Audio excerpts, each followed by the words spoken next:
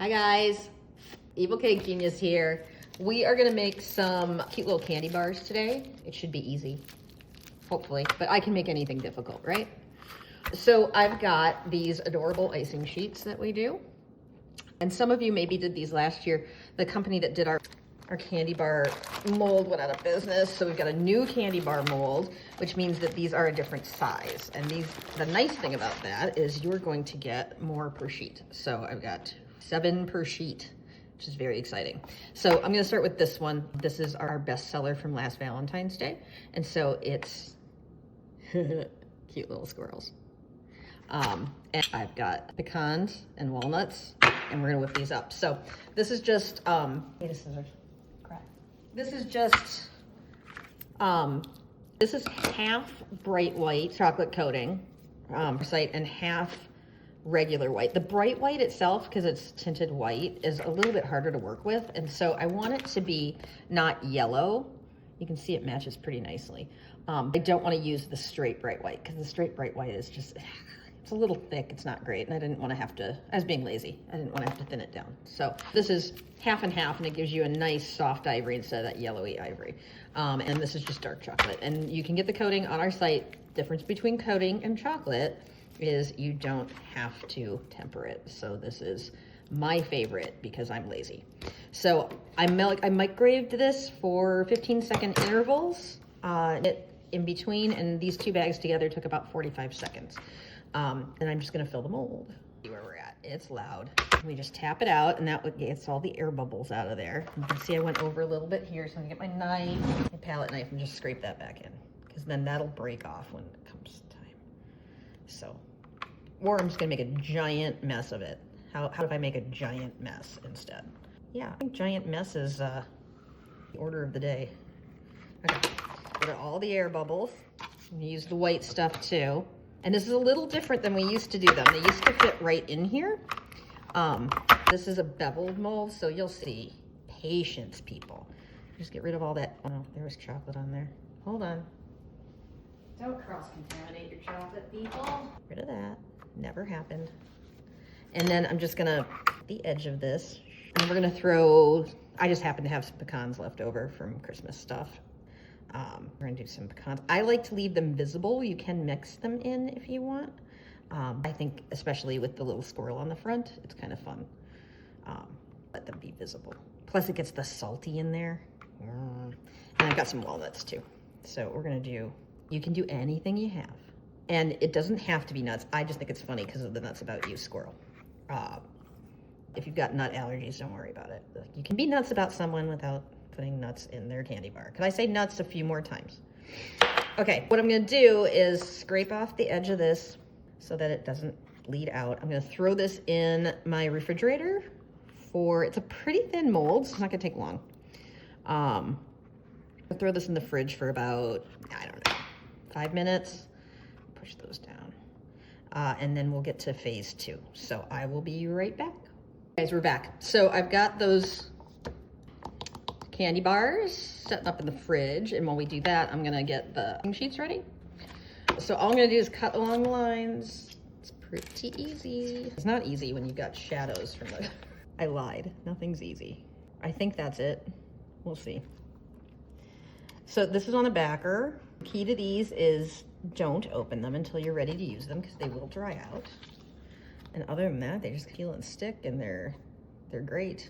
Now, if you want something that's gonna actually dissolve into the candy bar, you're gonna have to do chocolate transfers.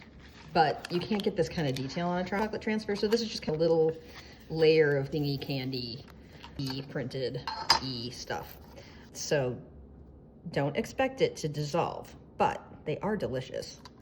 And they've got little squirrel faces on them, so how can you argue with that? Just cut these out, and then any of them that I don't use right away go right back into the Ziploc that they came in, and then they'll stay fine. You just can't leave them out, especially in the winter. If you leave them out especially in Minnesota hand drying weather, it's gonna dry and they're gonna get cracky. So I did not cut that straight. Let's see if I can fix it. Here's one, the other. And I'm waiting for my, she's there, hold on. Ready, guys? I've talked about my squirrel that's outside my kitchen window. There she is. There she is. There she goes. So what this squirrel does, finally caught her on camera. What that squirrel does, she's my spirit animal. She eats all the bird seed she can until she can no, until she can't eat anymore. And then she sits on that bench, that little picnic table bench, and regrets her decisions. So that's my overeating squirrel friend. I've mentioned her on a couple of videos, so I'm very happy that we got her. Let's see if I can get this back. So we're taking suggestions for squirrel names, and not Robin. Thanks, guys. Let's just peel off their backing. So see, there's a clear backing here. Peeling that off. You can see it's nice and the texture of fruit by the foot. But I assure you there is absolutely zero nutritional value in this. Don't worry, it'll steer you into good health. And that's where I cut it wrong. So we're just gonna trim that up a little bit. And hopefully these guys that are in the fridge are all set up now. So these guys are waiting. And let's see if we got candy bars yet. So sometimes you can tell that if you flip them, you see right here, that looks like it's not, can you see that color right there and here? So if I touch that, it's gonna come off. If there's a bunch of that, see that different coloration? If it doesn't quickly move, if I just touch it this little bit, then it's not set up yet. But that's going away, so we'll try it. We'll give it one quick whack, and if they don't pop right out, then they go back in the fridge. So that's something I hear from people all the time. They're like, it was stuck in the mold. It wasn't cold enough. So they didn't pop out. I'm gonna throw them back in the fridge for a tiny bit more. Actually, I'm impatient. I'm gonna throw them, no, I'm not gonna throw them in the freezer. That's rude, that's bad form, Robin. I'm gonna throw them back in the fridge, and we'll try again in about 5 minutes. And we're back again. And I lied. I put it in the fridge, and then I said, no, I'm way too impatient for this. So I threw it in the freezer for minutes. That is not best practice. So if you have the time, do it in the fridge. But hey, man, the ECG's got things to do. Let's see, and look at that, and it just falls. Oh, this one's a dark chocolate one's sticking a little bit more. There we go. So there, we've got dark chocolate, we got milk chocolate. And you see there's a little bit, see it's not perfect on there? That's because I rushed it and threw it in the freezer, but it doesn't matter because we're gonna cover that up. So, beautiful. So, these little guys, I sized to fit right inside these little frames. So you get the cute little edging.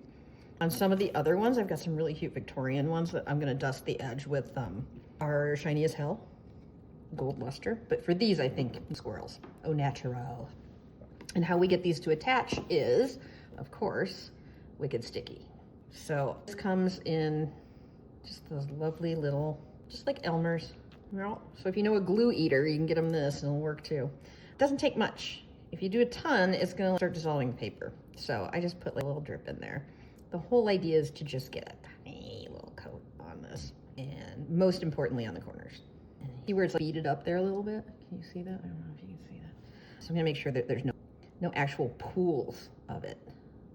And I think on the other one, I can just literally use what's left on the brush. But so here's the white and center. Adorable. Genius. And then there's one other, you see this edge? It's a little rugged. So I'm just gonna take a dull knife. If you do an X-Acto, you're gonna cut. So I usually just use a paring knife and just cut a paring knife, sorry, butter knife.